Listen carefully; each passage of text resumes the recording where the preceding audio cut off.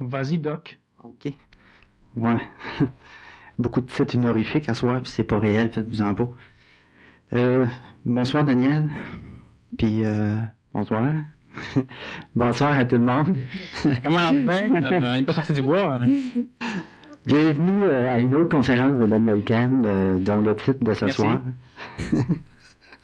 Le titre est la santé mentale.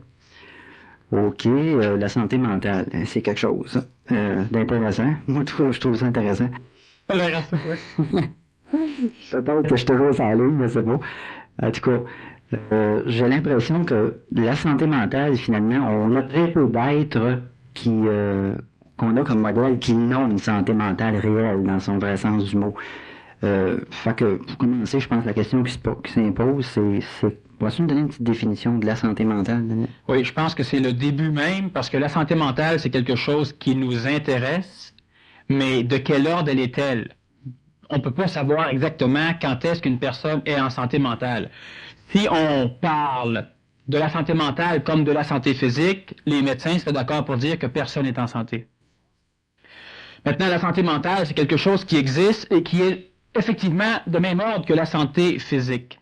Mais de là à dire que personne n'est en santé, c'est rechercher les petits problèmes qui sont passagers et normaux chez n'importe quel individu en évolution et essayer de vouloir les guérir, c'est-à-dire de vouloir bloquer ce petit problème dans sa guérison naturelle pour en faire une vraie maladie pour pouvoir se dire qu'on l'a guéri après. Et c'est souvent le problème de la médecine, de plusieurs médecins, les médecins pilules, de vouloir prendre un petit problème, par exemple, on prend ta pression sanguine, elle est légèrement haute, alors on te prescrit des médicaments. Quand c'est tout à fait normal qu'une personne au cours de sa vie ait des hauts et des bas au niveau de sa pression, comme on peut avoir de légères dépressions psychologiques, de légères craintes, peurs, légères phobies qui disparaissent à un moment donné, ce qui fait qu'on est toujours dans une espèce de courant en vague où on a des hauts et des bas. Lorsque cela devient pathologique, c'est quand le bas reste bas, ou notre vague elle est descendante. Alors, ce qui fait que la santé mentale, elle devrait être abordée non pas comme un problème vu par l'ego, vu par la psychologie qui tend à atteindre une espèce de béatitude mentale, une espèce d'harmonique à l'intérieur de ses propres vibrations. La santé mentale, c'est comme la santé physique. On va surtout aborder le niveau de santé mentale, étant donné qu'à partir de cette santé mentale, de cette santé psychologique, de cette santé soit intellectuelle, soit émotive, se découle la santé physique. Sauf évidemment lorsque l'on parle de maladies typiquement physiques comme les accidents, quoique encore une fois, on a souvent des accidents parce qu'on n'a pas une santé mentale tout à fait efficace. La santé mentale devrait être abordée écologiquement. C'est-à-dire que le problème qui régit notre niveau mental, notre harmonique mentale, donc notre santé mentale, est un problème écologique. Lorsqu'on atteint une certaine phase critique dans un espace restreint, dans un espace fini, la liberté de chaque personne, la liberté décroît, en même temps qu'augmente le nombre de personnes. C'est la même chose pour des molécules de gaz dans un contenant fermé.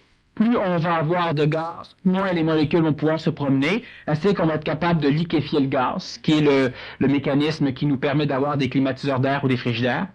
C'est la même chose pour l'être humain. Plus il y a d'humains dans un endroit restreint, plus la liberté diminue. Et ce phénomène est un phénomène écologique, c'est-à-dire que plusieurs mécanismes, plusieurs éléments sont capables de vivre en relation entre eux et cette relation va créer le milieu. Et ce milieu va permettre la vie de chacun des éléments qui créent le milieu. Ça, c'est l'écologie. C'est un écosystème. Ce qui arrive au niveau mental ou au niveau simplement humain, la question fondamentale de l'homme, par exemple, lorsque l'on parle d'écologie planétaire, c'est combien d'êtres humains vont pouvoir survivre? Alors qu'en réalité, la question serait, quel genre d'existence vont avoir les survivants? L'homme s'attaque à peu près toujours mal à un problème, de même que s'il essaie de comprendre la santé mentale comme la santé physique, il l'attaque toujours d'une façon dissonante, une façon qui n'est pas réelle. L'être ou tout dans l'univers pourrait être appelé à vivre en harmonie. D'ailleurs, tout dans l'univers est en harmonie. Maintenant, cette perception de l'harmonique universelle dépend de l'harmonie intérieure de celui qui perçoit. Alors, ce qui fait que lorsque l'ego perçoit une harmonique normale, un loup qui mange un chevreuil, s'il a, lui, une résonance avec le chevreuil, il verra une inharmonie dans le fait qu'un carnassier mange un animal qu'il va appeler sans défense. Maintenant, quelqu'un qui s'est déjà fait encorner par les cornes d'un chevreuil sait que l'animal n'est pas sans défense. Alors, on a un écosystème où on va voir le nombre de chevreuils, par exemple, augmenter.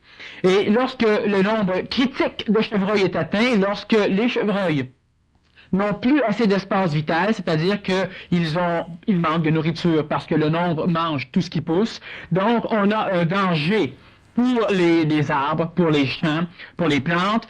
Le nombre de chevreuils diminue parce que ces chevreuils meurent de faim, surtout l'hiver. Le nombre de chevreuils étant augmenté, qu'est-ce qui arrive? Il arrive simplement que disons, parlons du loup, comme le renard ou comme d'autres carnassiers, alors automatiquement le loup voit son nombre augmenter parce qu'il bénéficie de beaucoup de nourriture, le chevreuil. Lorsque le chevreuil meurt sous les dents du loup et de faim, lorsque l'hiver arrive, la grande quantité de loup va finir par atteindre son seuil critique et lui aussi va manquer de nourriture parce qu'il manquera de chevreuil. Ce qui fait que lorsqu'on a beaucoup de chevreuils, normalement on n'a pas beaucoup de loups, le nombre des loups augmente, le nombre de chevreuils diminue. Donc les loups meurent de faim, l'hiver encore une fois surtout, ce qui fait que, ayant moins de loups, les chevreuils recommencent et on a un équilibre. Mais cet équilibre, on doit l'avoir comme elle est. C'est-à-dire, non pas dans un laps de temps qui dure l'instant d'un clin d'œil lors d'un événement, mais dans l'instant d'un clin d'œil de la planète Terre. Donc, au niveau de quelques milliers d'années. Et là, on verra l'harmonie de ce phénomène. Au niveau mental, au niveau énergétique, au niveau psychologique, c'est la même chose. Tout dans l'univers peut être en harmonie et est en harmonie. Mais, pour que cet état de choses puisse être exprimé, il y a certaines conditions qui devront être respectées. Et cette première condition, c'est une condition qui est primordiale au niveau de n'importe quel genre de santé, qu'elle soit mentale ou qu'elle soit physique, simplement que les choses sont ce qu'elles sont. Et la relation entre chaque chose est ce qu'elle est. Et si on part avec ce contexte, on voit l'écosystème comme il est, mais on n'interprète pas l'écosystème. Si je sais de prime abord que les choses sont ce qu'elles sont et que la relation qui existe entre ces choses sont ce qu'elles sont, je peux, si j'ai la possibilité d'exprimer des énergies extérieures à l'écosystème, nous pourrions dire des énergies extraplanétaires, par exemple, l'énergie extramentale, ou l'énergie divine, ou l'énergie de l'esprit saint, de l'intelligence active. Lorsque je peux, moi, exprimer des énergies extra-écologiques, écosystème, c'est-à-dire extraplanétaire si on parle de l'écosystème de la planète, je peux me permettre d'envisager, de transformer l'écosystème. Donc, d'améliorer le sort de l'extérieur, ou mon propre sort. Lorsqu'on a ce désir, on est confronté à deux situations. Celle de transformer en étant en accord avec les choses déjà établies, les choses qui sont ce qu'elles sont, ou on essaie de transformer ce qui est déjà établi. Mais lorsque l'homme essaie de transformer les choses comme elles sont, et surtout les relations entre ces choses, l'homme crée des désastres. Et lorsque l'homme essaie de travailler avec les choses et les relations des choses comme elles sont, l'homme crée l'amélioration. Cela paraît facile à comprendre, cela paraît presque plausible, c'est-à-dire que si je fais comme on a déjà fait, j'importe des lapins en Australie, parce que les lapins nuisent à une autre espèce qui est appelée nuisible par l'homme, je brise l'écosystème de l'Australie. C'est-à-dire que les lapins vont détruire ce qui nuit. Et lorsque je me rends compte que les lapins sont en train de détruire tout ce qui pousse au sol sur le continent australien, je me découvre qu'en Australie, il n'y a pas de prédateurs aux lapins. Alors là, j'ai un gros problème. Je dois donc importer une maladie du lapin pour tuer le lapin en espérant que la maladie ne tuera pas les kangourous, ou je dois importer des renards, ou je dois dresser des chiens à la chasse aux lapins, je dois amener des prédateurs aux lapins, en espérant que ces prédateurs-là ne s'attaqueront pas à d'autres espèces qui étaient déjà sur le continent. L'homme du Verseau se devra d'être conséquentiel. Et cette conséquentialité sera l'expression des énergies supérieures à travers lui. Être conséquentiel, cela veut dire être écologiste. Et la définition PMC de l'écologiste, c'est celui qui comprend les conséquences. Comprendre les conséquences, cela veut dire qu'on est capable d'envisager différentes transformations à la condition que l'on connaisse l'écosystème qui gère l'endroit où l'énergie, la région énergétique où l'on se trouve. Lorsque je connais l'écosystème de la faune et de la flore, je sais que si j'investis et j'amène des lapins dans une certaine région où il n'y a pas de prédateurs, je sais que j'aurai un jour un problème avec ces lapins. Mais l'homme veut toujours régler le problème pour que l'apparence du problème disparaisse, ce qui amène des conflits au niveau mental, au niveau psychologique, disons pour l'instant. C'est-à-dire que lorsque j'ai une maladie, ou lorsque j'ai un problème avec une sorte d'animal, ou une sorte d'humain, ou une sorte de plante, je vais m'arranger pour détruire cette chose. Mais lorsque je détruis cette chose, j'ai l'impression que le problème est réglé. Le problème de cette chose est réglé, mais cette chose, elle n'était pas sur la planète pour me créer des problèmes. C'est parce que moi, j'ai transformé mon milieu de vie que j'ai découvert un problème face à cette chose. Lorsque je veux avoir une belle pelouse, les pissenlits sont des problèmes. Mais le pissenlit nourrit la terre d'une certaine façon. Le pissenlit sert de nourriture à différentes espèces. Le pissenlit sert de support écologique à plusieurs choses. Donc, lorsque je détruis un maillon d'une chaîne, je brise la chaîne. Et l'écologie, être écologiste, c'est d'être capable d'entrevoir les anneaux d'une chaîne, d'entrevoir la chaîne, et d'être capable peut-être de remplacer un anneau par un autre, et non pas de détruire un anneau, et en le remplaçant par une ficelle, par une petite corde, ou en ne le remplaçant pas du tout. L'homme est un vénérable désastreur, c'est-à-dire que l'homme crée des désastres. Je parle au niveau matériel. Parce que c'est plus facile de faire une relation entre la santé mentale, la santé émotive, à partir de quelque chose que nous pouvons mieux concevoir comme les choses matérielles. Lorsque l'homme essaie de régler un problème, l'homme devrait toujours se demander, premièrement, si le problème existe à l'extérieur ou si le problème existe dans sa perception. La santé mentale ou le désordre mental naît du fait que l'homme lutte en lui-même avec lui-même. Et même si l'homme transpose cette lutte dans l'extérieur, l'homme, en réalité, génère des problèmes à l'intérieur. La santé mentale, on va pour l'instant l'appeler la santé psychologique, la santé émotive ou la santé astrale. On verra la santé mentale par après. Santé mentale en relation avec l'énergie intelligente ou intellectuante, l'énergie du mental ou de l'intellect. Prenons pour l'instant la santé émotive, la santé mémorielle, la santé astrale en termes ésotériques. Lorsque l'homme crée chez lui un écosystème psychologique, alors sachez bien que chacun d'entre vous, vous avez votre propre écosystème, c'est-à-dire un système écologique. Donc écologique, pourquoi? Parce qu'il existe, parce qu'il est formé de plusieurs items. Vous avez différents goûts, vous avez différentes peurs, vous avez différentes croyances, vous avez différents désirs, vous avez différents buts. Et toutes ces parties de choses font ce que vous êtes. Et tout ce que vous êtes est un système écologique. Pourquoi? Parce que si l'on perturbe l'une de ces choses, on perturbe l'ensemble de la chose, ou on vous perturbe. Donc, si l'homme part avec déjà la compréhension de ce qu'est un écosystème, il pourra comprendre l'importance de l'écosystème psychologique et par après l'importance de l'écosystème mental. L'écosystème... Il faudrait peut-être arrêter parce que ça marche pas au niveau du micro. Quelque chose qui marche pas. À comprendre. Comprendre le mécanisme même de l'écologie, c'est pouvoir arriver à cerner la santé, tant sur le plan de la matière que sur le plan de la psychologie, donc évidemment sur le plan mental. Chaque fois que dans une écologie ou dans un écosystème matériel, l'homme vient s'interposer, l'homme vient changer quelque chose, il crée un désordre.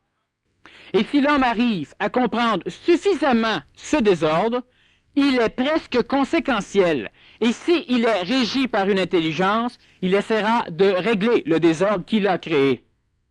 Mais sachez bien que lorsque l'homme crée un désordre écologique, il doit le régler coûte que coûte. Cela veut dire qu'il doit le régler même s'il doit revenir en arrière sur ce qu'il a fait. Si, par exemple, en créant des barrages hydroélectriques, c'est évident que nous défaisons un peu l'écosystème de la région. L'homme s'évertue après à replanter des espèces au niveau de la flore, à ramener tout ce que la faune a besoin pour pouvoir repeupler la région qu'il a, disons, perturbée. Mais si l'homme n'arrive pas à ramener l'écosystème comme il était après la perturbation, la majorité des humains s'en balancent, se disent que ce n'est pas de leur faute, qu'ils seront morts avant qu'il y ait un gros problème ou que prochainement on trouvera bien une solution. Alors, un parti politique s'empare du problème et essaie d'être élu en disant qu'il va régler le problème. On ne règle jamais ce problème parce que c'est intelligent de le régler, parce que cela peut servir des causes égoïques, des causes astrales, émotives. Donc, l'homme qui veut être écologique, l'homme qui tient réellement à sa santé mentale, psychologique et physique, se doit de faire des concessions. Si le fait d'aimer certaines choses, cela vous nuit, vous allez devoir faire quelque chose. La santé émotive, la santé psychologique, la santé astrale est régie par les mêmes lois qui régissent l'écologie de la matière.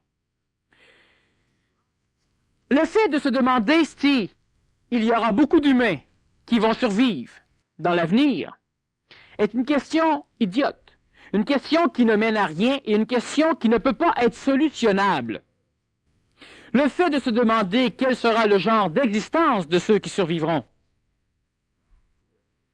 cela peut amener l'homme à comprendre un mécanisme écologique et cela peut amener l'homme à se demander dans quelle région de l'être-té l'homme va-t-il souffrir et dans quelle région de l'être-té l'homme va-t-il évoluer.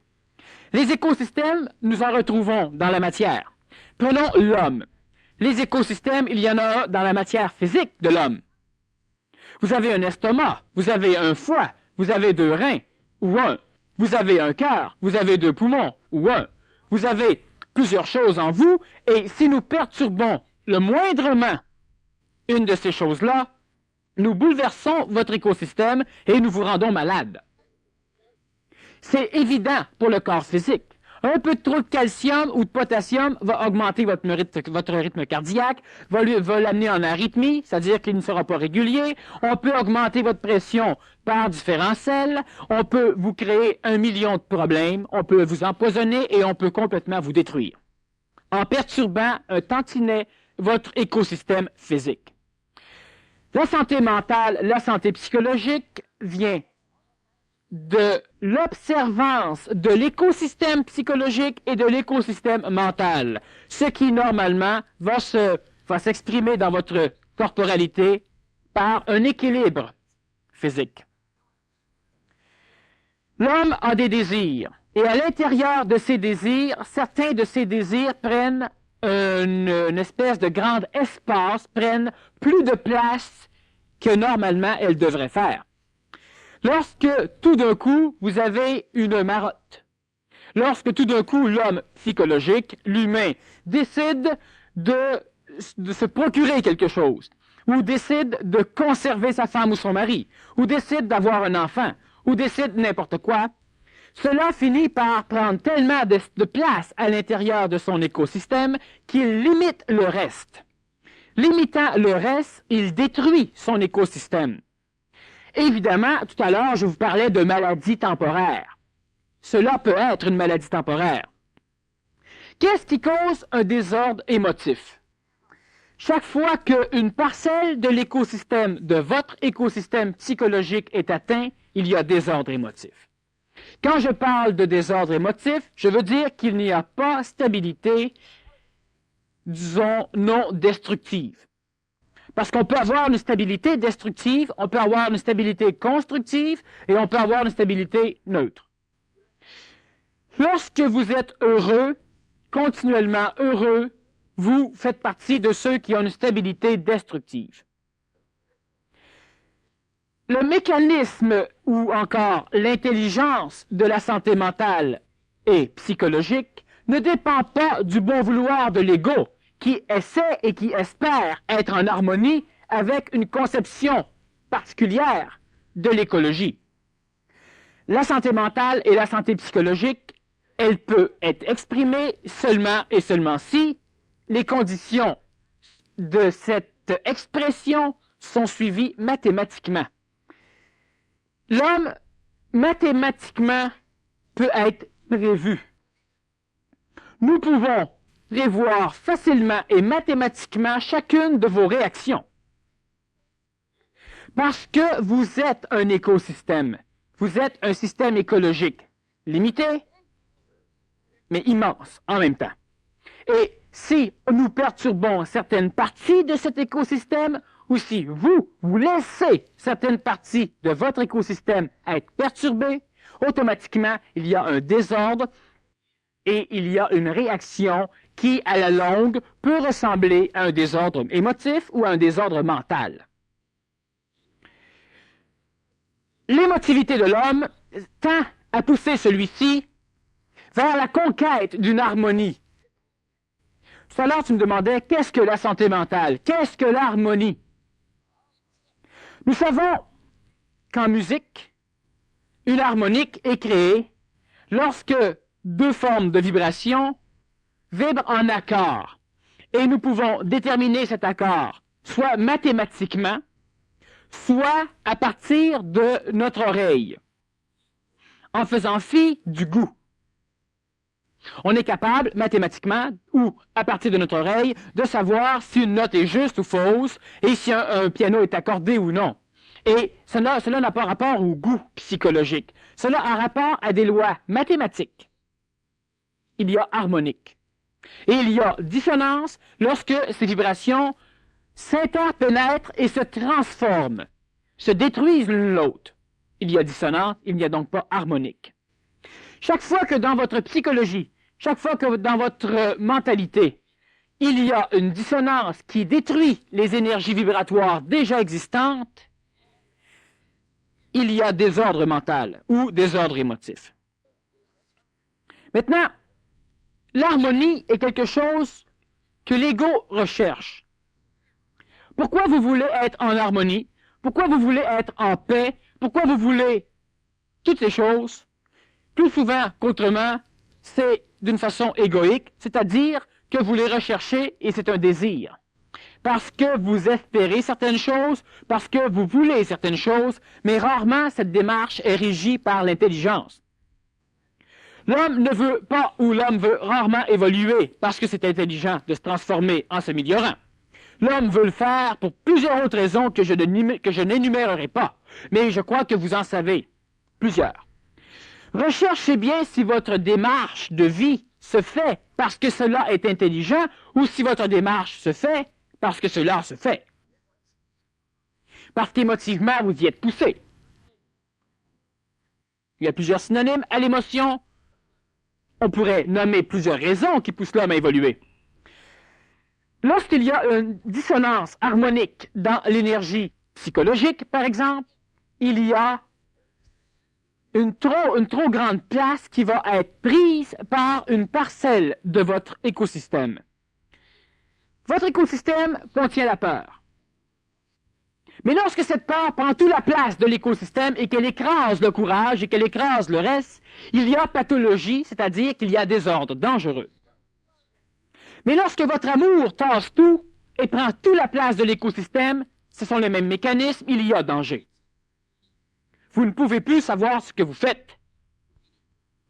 Parce que tout ce qui est vous ne s'exprime pas.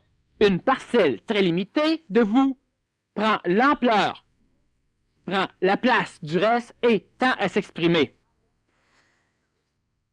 Au niveau de votre psychologie, nous avons déjà dit souvent que lorsqu'une personne prend de la boisson, sa psychologie est transformée. C'est-à-dire que lorsque l'écosystème biologique est transformé, lorsque le corps est transformé, la psychologie est transformée. Si nous partons avec cette base, l'humain refuse les bases. L'humain recherche les sommets. Dans quelle philosophie avons-nous déjà entendu que l'homme devait connaître la base de la montagne avant toute chose? Jamais. Mais dans toutes les fichues philosophies, on enseigne à l'homme d'atteindre les sommets pour de là voir l'ensemble. Voir l'ensemble et connaître l'ensemble, être conscient de l'ensemble, c'est deux choses.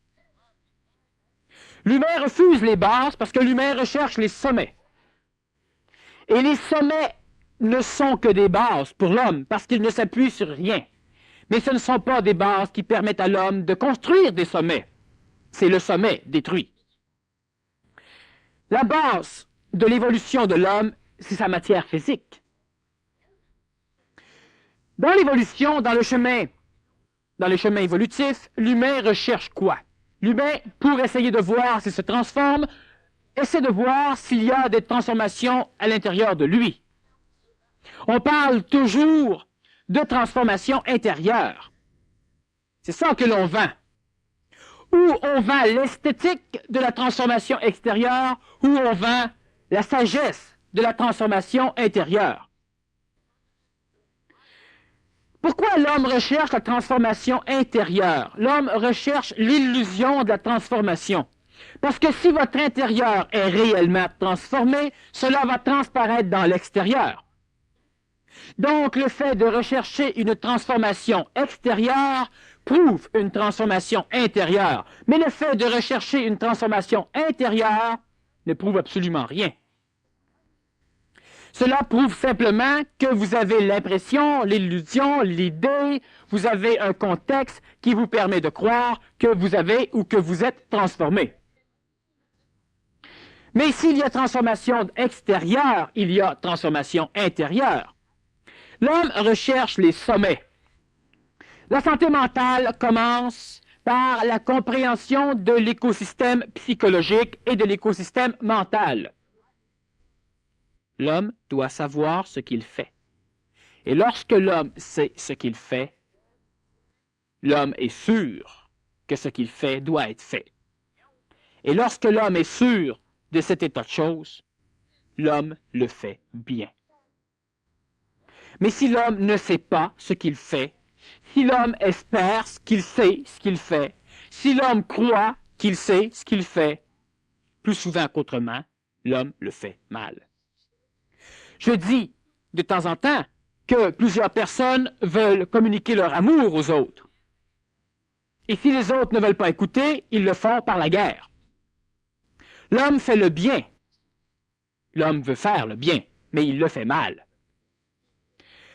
L'homme qui part avec la base, l'humain qui est capable de se contenter de la ville basse, pour commencer, se bâtit une plateforme en béton armé, sur lequel lentement une maison pourra être construite, mais elle ne sera pas détruite.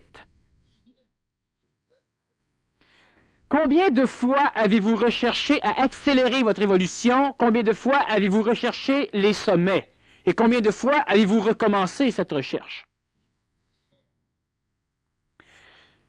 L'homme est impatient, mais l'humain doit se contenter de la base. Cette base vaut bien des sommets. L'écosystème de votre psychologie devra être développé chez vous, c'est-à-dire que, la connaissance de cet écosystème devra être développée chez vous. Lorsque cette connaissance est acquise, vous ne devez pas décider de tout transformer à l'intérieur parce que c'est un écosystème. Vous fumez, vous voulez cesser de fumer, vous vous mettez en colère contre le fumage et vous avez d'autres problèmes. il y a un écosystème. Et ceux qui fument, la fumée fait partie de cet écosystème, tant physique que psychologique. Ce qui veut dire que briser une parcelle de cet écosystème au nom d'une morale, au nom d'une connaissance de la santé sans qu'il y ait compréhension, c'est risquer d'avoir d'autres ennuis.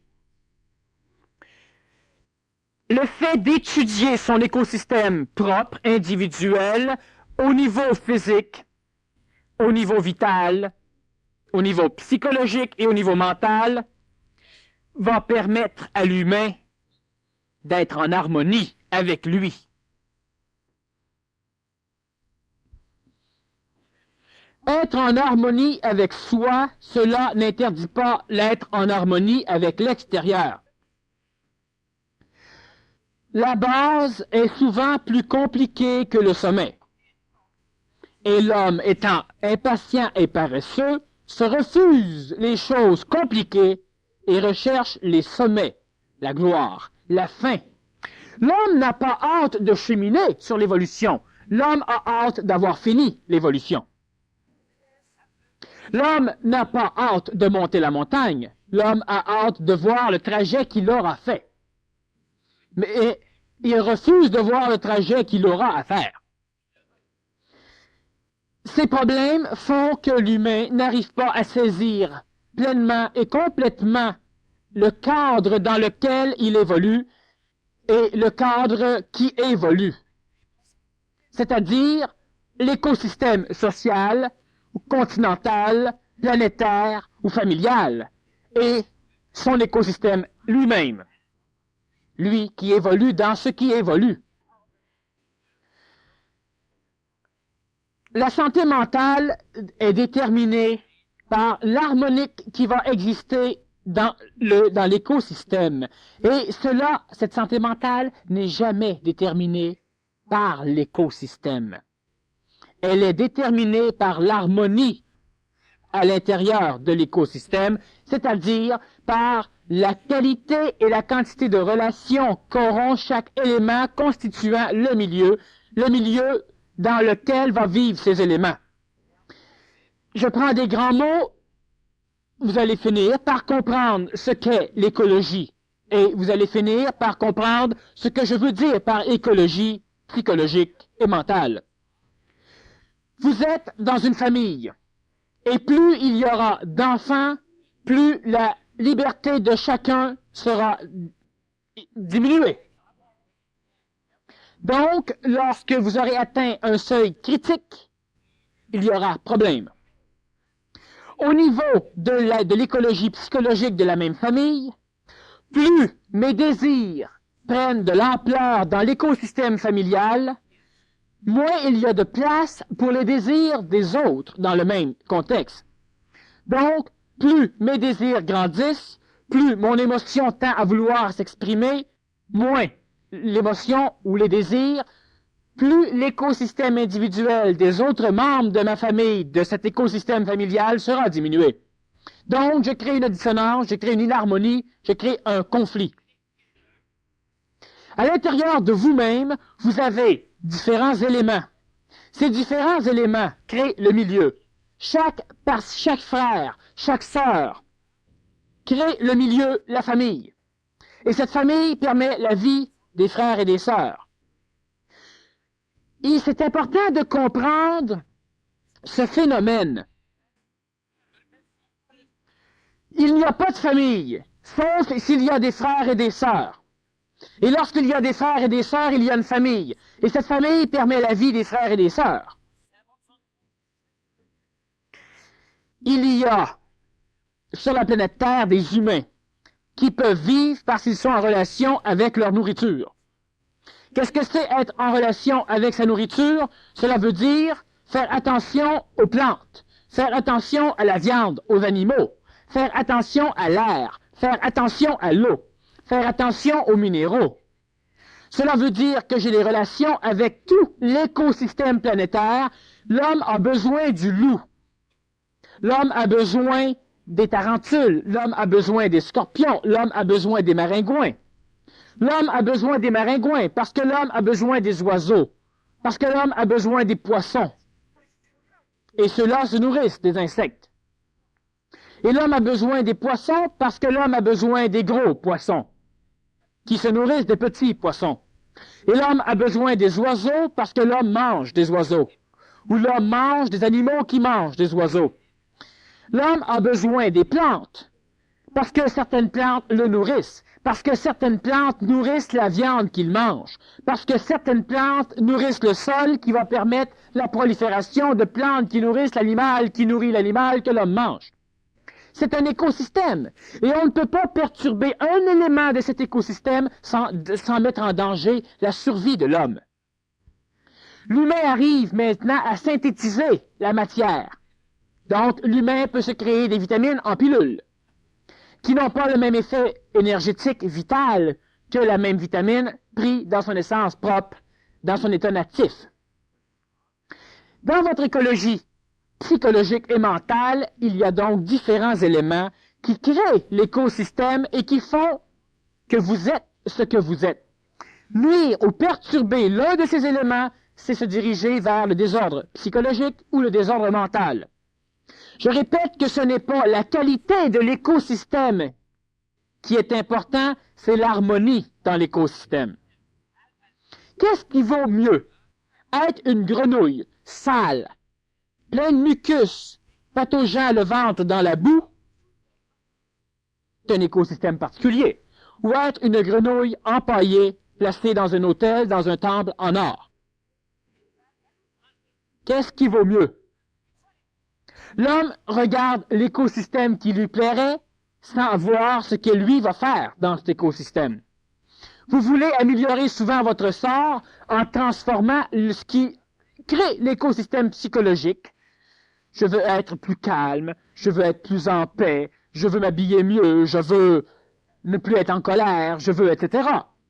Mais qu'est-ce que vous allez ressembler une fois que cela va être fait?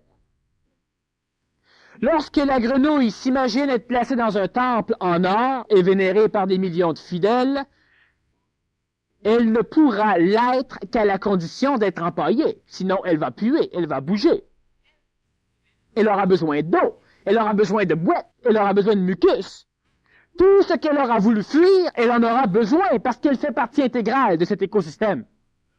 L'homme qui recherche la religion, l'homme qui recherche certaines philosophies, l'homme qui recherche des méthodes de transformation, ces méthodes qui visent le sommet sans jamais viser l'écosystème, la base, c'est un homme qui risque d'arriver à des désordres mentaux.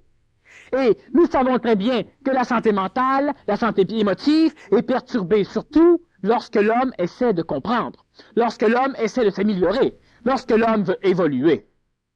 Chaque fois que l'humanité veut évoluer, l'humanité tend à perturber son écosystème, ce qui n'est pas nécessairement mauvais, mais je le répète que lorsque nous voulons nous améliorer, nous devons envisager deux possibilités. Travailler avec l'écosystème, travailler contre l'écosystème. Et ne pas connaître l'écosystème, c'est travailler contre l'écosystème. La santé mentale peut se développer à partir de la base, et la base, chez l'humain, c'est son corps physique. Si nous partons avec cette base, ce corps physique, et que nous essayons de travailler la base, pour qu'à l'intérieur de cette base, ou pour que sur cette base, puisse reposer d'une façon certaine et efficace le sommet, nous devons nourrir cette base. Nous devons nourrir tout le cheminement jusqu'au sommet. Et nous ne devons jamais, une fois rendus au sommet, oublier de nourrir la base. Ceux qui évoluent extra-corps physique, ceux qui ne s'occupent pas de leur corps physique, mais qui essaient surtout de s'occuper de nourrir leur spiritualité, sont dans l'erreur. Ils vont s'effondrer à un moment donné. Ils auront peut-être foi. Ils diront peut-être que c'est la vie qui tient à les faire souffrir, qui tient à les éprouver. Et ils auront raison. La vie tend à leur faire comprendre que s'ils souffrent présentement, c'est parce que leur base est détruite. Et non pas que la vie veut vérifier si leur conscience spirituelle va rester quand la base va s'effondrer. C'est pas ça que la vie veut vérifier. Aucun être intelligent supérieur à l'homme serait capable de détruire le corps de l'homme pour éprouver la philosophie de l'homme. L'homme s'agresse lui-même au niveau du plan physique et l'homme s'éprouve lui-même au niveau du plan philosophique. Et lorsque l'homme comprend que la base, c'est une base et que c'est une base, c'est fondamental, l'homme travaille à partir de cette base. Bien nourrir son corps physique, c'est nourrir son corps mental, c'est nourrir son corps psychologique, c'est donc se diriger vers une santé mentale. Bien nourrir son corps physique, cela veut dire bien l'alimenter et bien l'oxygéner. Cela est évident. La santé mentale, la santé psychologique, elle est exprimée par le corps physique et elle est localisée surtout au niveau du système endocrinien et du cerveau. Bien nourrir le cerveau, c'est avoir la possibilité d'avoir une expression mentale et émotive de plus haut degré.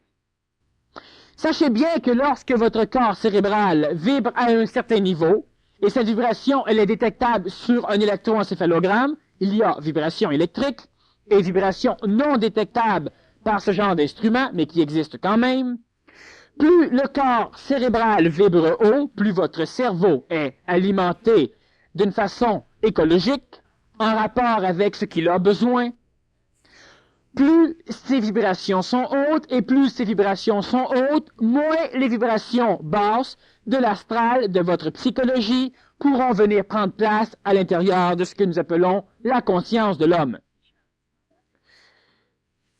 Moins nous avons d'énergie d'une psychologie basse, la peur, la crainte, la colère, la jalousie, l'angoisse, tout ce que la religion appelle les défauts, moins nous avons de ce genre d'énergie dans l'endroit localisé appelé conscience humaine, plus nous avons de place pour émettre, pour exprimer des énergies psychologiques hautes, hautes en vibration. Ce que nous appelons les qualités ou les vertus. L'homme ne doit pas rechercher la qualité pour ce qu'elle est. L'homme ne doit pas rechercher la vertu pour ce qu'elle est.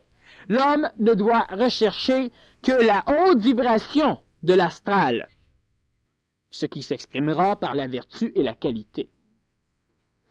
Lorsque nous avons un schéma vibratoire harmonique, en harmonie, qu'est-ce qui crée la dissonance présentement chez vous?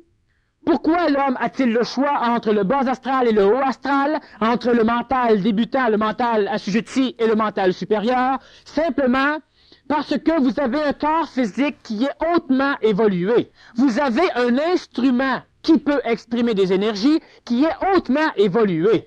Et parce que vous avez un corps physique hautement perfectionné, drôlement plus perfectionné que les corps physiques des hommes des cavernes, que les corps physiques des hommes du 16e siècle, du 17e, du 18e et du 19e siècle, parce que vous avez une corporalité physique drôlement plus évoluée, pour qu'il y ait harmonie, il ne doit exister, il ne doit s'exprimer par ce corps physique que des énergies hautes.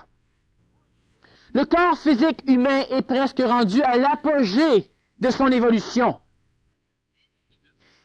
Présentement, physiquement, vous exprimez de la haute, de la super haute énergie physique dans vos corps physiques.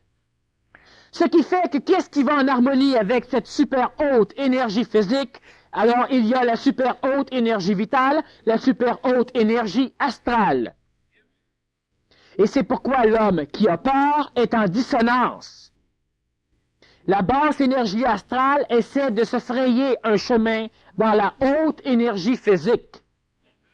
Vous n'avez plus des corps animaux qui expriment facilement l'agressivité, la colère, la jalousie animale.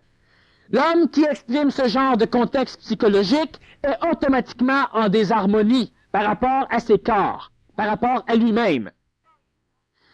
Mais vous ne devez pas rechercher les hautes sphères spirituelles. Cela est intelligent d'émettre, d'exprimer par son corps physique des énergies supérieures. supérieure selon chaque plan. Chaque plan vibratoire a son écologie. Donc, exprimant dans notre propre corps physique des énergies astrales ou psychologiques ou émotives de haut niveau vibratoire, nous sommes en harmonie avec notre corps, donc nous éliminons les maladies physiques, nous éliminons les fatigues vitales, nous éliminons les maladies vitales et nous permettons au mental débutant de pouvoir venir s'exprimer par l'intermédiaire de nos super-corps. L'humain n'est pas un être bâtard, je le répète, et c'est souvent même pas compris. On l'apprend, mais on ne le comprend pas, on ne le voit pas. L'homme n'est pas un être bâtard, et l'humain est au niveau du plan physique presque à l'apogée de son évolution physique. Il lui reste un contexte mental à développer, une perfection de son énergie cérébrale, de son énergie gliale et neurologique à terminer, ce qui se fera dans les quelques, disons, pas milliers d'années, mais quelques centaines d'années.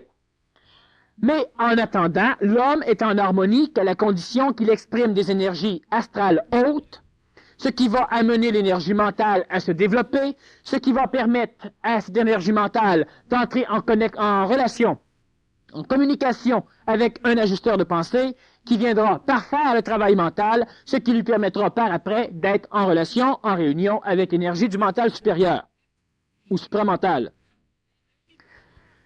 Certains exercices de base peuvent permettre à l'homme de développer sa santé mentale. Les points particuliers de l'entretien de cette santé mentale sont presque plus importants que le fait de développer la santé mentale. La majorité d'entre vous êtes déjà en santé mentale. Votre travail ne consistera pas à développer la santé mentale, mais à entretenir cette santé déjà présente.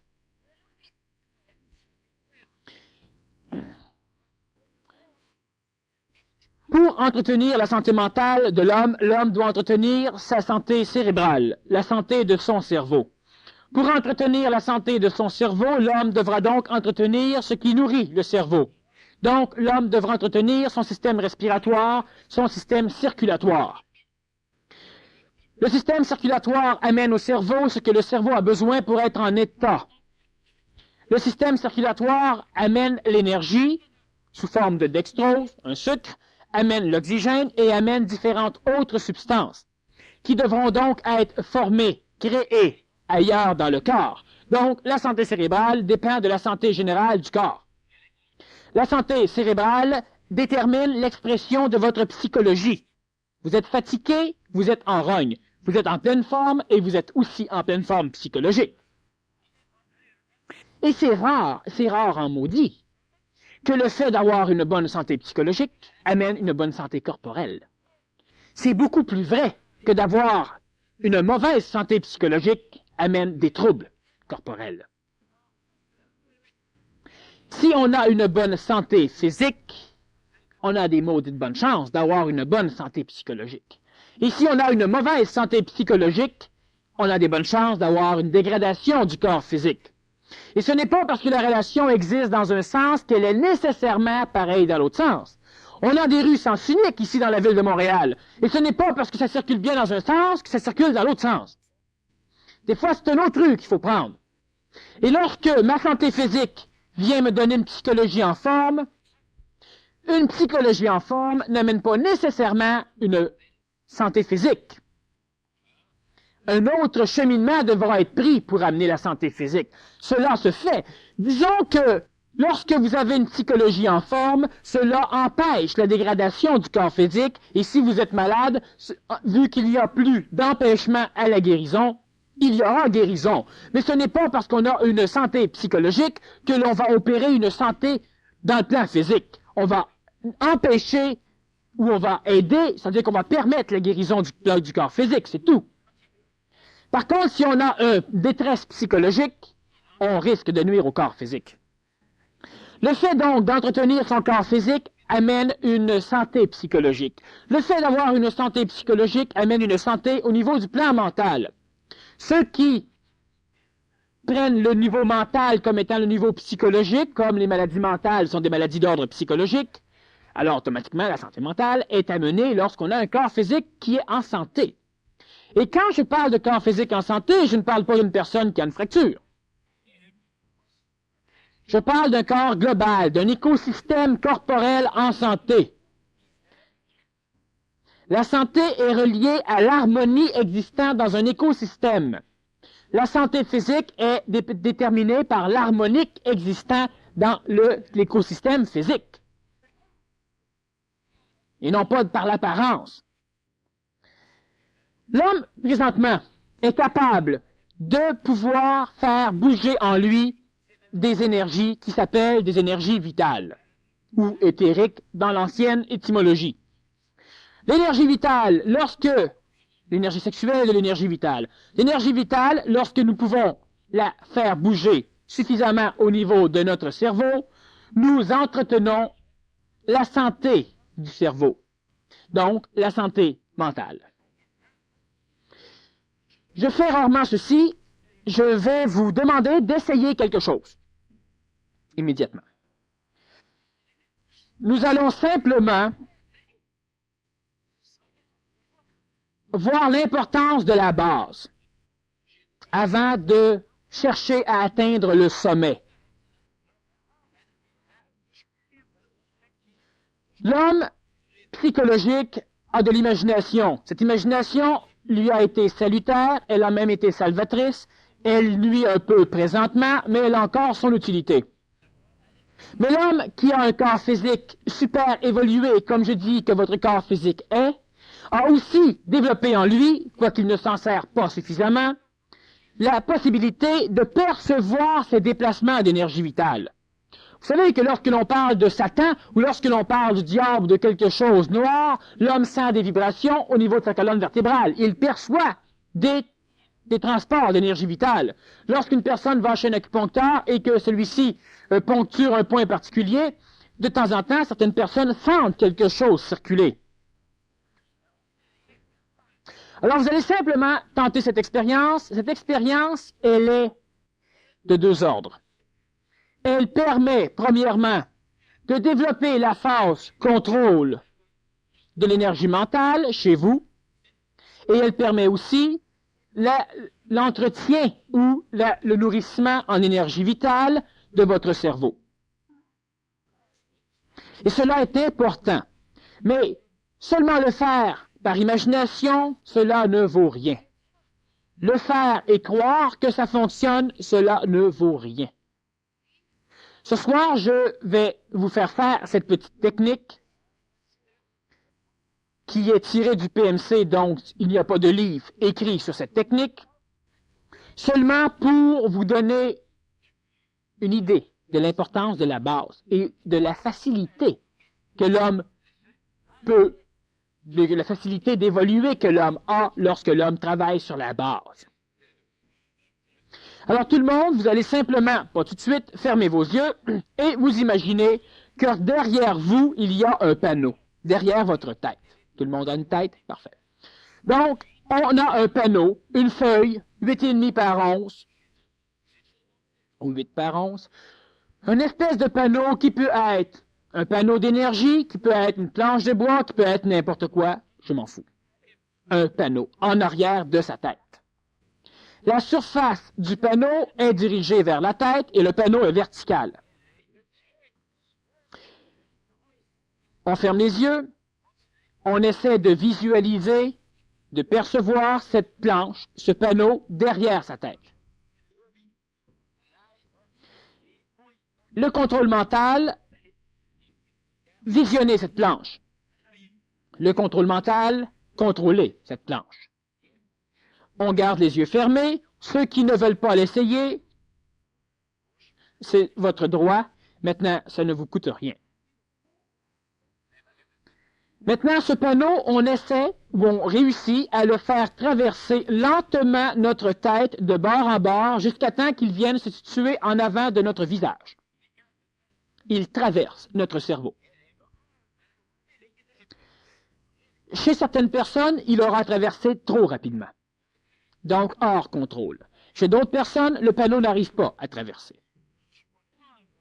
Et chez d'autres personnes, il va trop lentement. Évidemment, chez d'autres personnes, tout va bien. Lorsque le panneau est rendu en avant, on le refait traverser en arrière et on continue d'avant en arrière, d'en arrière en avant. Vous devez le faire traverser lentement et il doit traverser plein, filtrer votre cerveau. Donc, on doit avoir l'impression que quelque chose traverse notre cerveau. Et cela doit se faire régi par votre contrôle mental à la vitesse que vous désirez. Votre vitesse ne doit pas être transformée par la rapidité de la planche.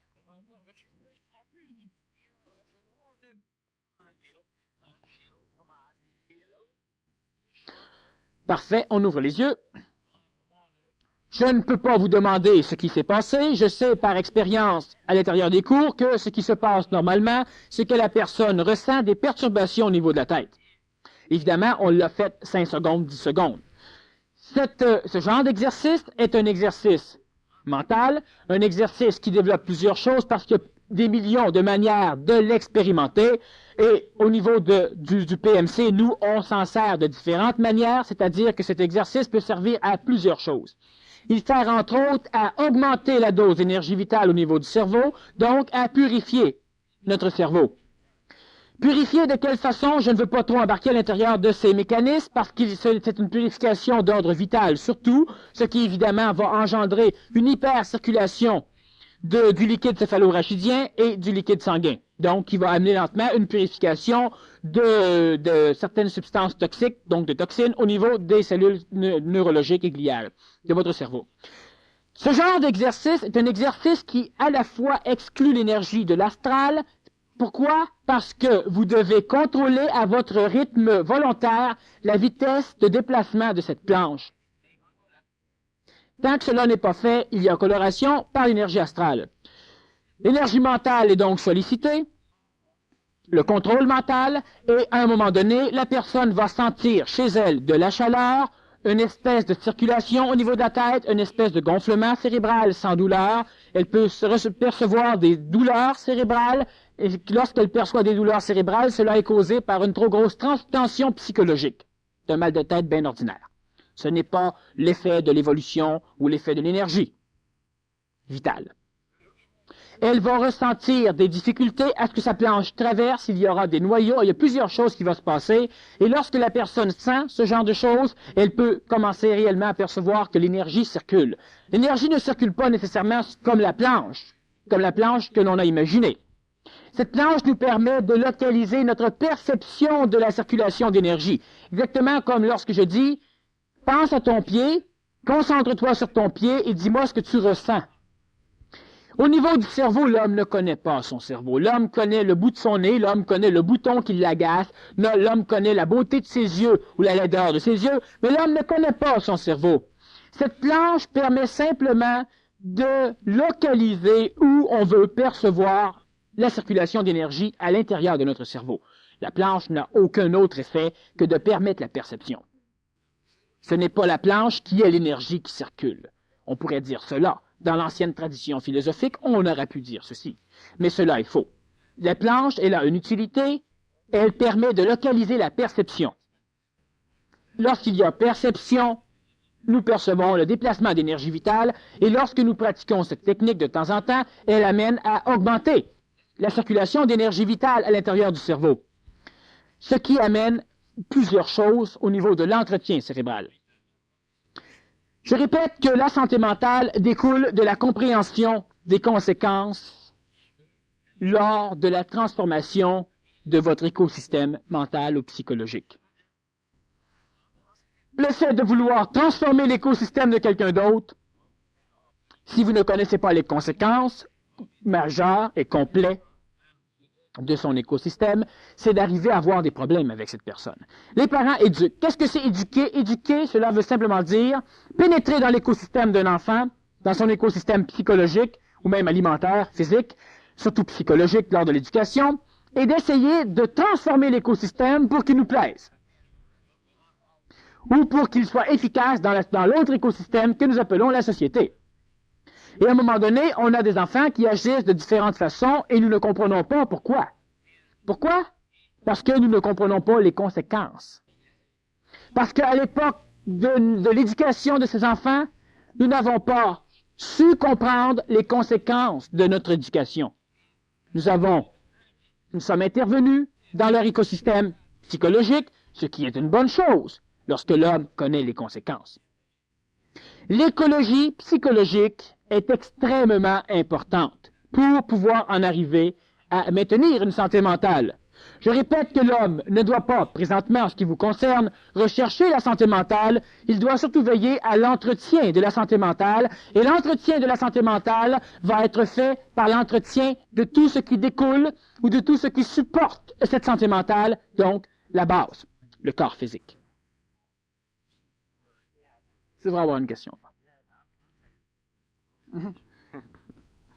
On va se faire un écosystème communautaire autour du micro. Daniel, au niveau, tantôt, tu parlais de résonance, tout ça. Je remarque que pour avoir travaillé dans ces milieux-là un petit peu à un moment donné, bon, on vit un moment donné avec des mécanismes de défense, tu sais, tout le monde, qui est un peu un écosystème. Tu dis quelque chose qui fait pas ton affaire, tu le nies, tu le projettes, tu l'as, tu rationalises, etc. C'est un peu un écosystème fermé, disons. Puis ça marche, à un moment donné, relativement bien. Puis à un moment donné, il arrive un bon matin que ces mécanismes de défense-là qui marchaient hier, ils ne marchent plus. Qu'est-ce qui se passe dans ce temps-là? C'est une bonne question, on va répondre ça à la deuxième partie. Bon,